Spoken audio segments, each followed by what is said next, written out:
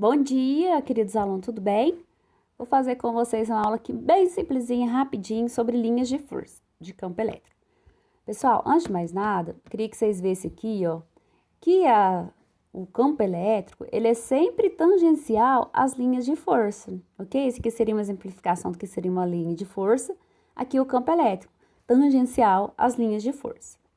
Aqui, gente, a gente tem uma carga positiva e uma negativa. Aqui a gente tem linhas saindo da carga positiva, que nós chamamos linhas de afastamento. Então, a gente desenha esses segmentos de reta apontando para fora da carga positiva. Então, sempre que eu tenho uma carga com linhas saindo dela, eu sei que eu tenho uma carga positiva. Quando é carga negativa, nós temos o que nós chamamos de linhas de aproximação. Então, o campo elétrico está apontando para dentro dele. É como se o campo elétrico estivesse indo em direção dele. Então, eu vou ter segmentos de retas apontando para dentro da carga. Então, aqui a gente tem uma positiva, linhas de afastamento, e uma carga negativa, linhas de aproximação.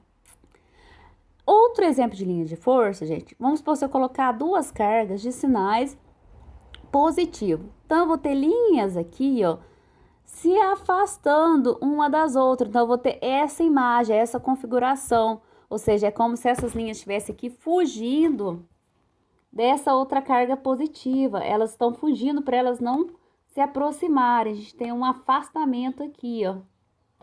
Aí a gente vai observar que quanto mais próxima essas linhas estiver uma da outra, ó, nesse aqui no início aqui, o campo elétrico é mais extenso, mais intenso aqui nessa região. Olha aqui, ó, o campo elétrico é mais intenso aqui.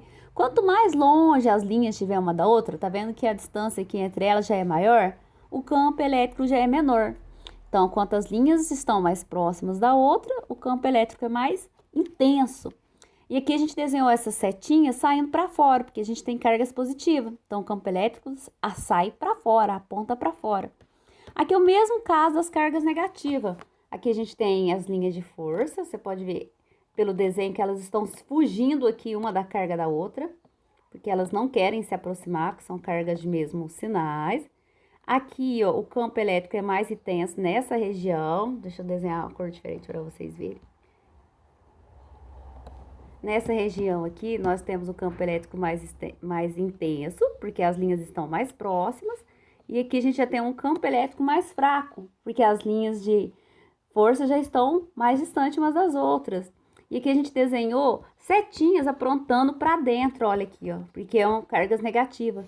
Cargas negativas, o campo elétrico aponta para dentro dela. Então, quando a gente vê uma imagem com setas apontando para dentro da carga, a gente sabe que é uma carga negativa.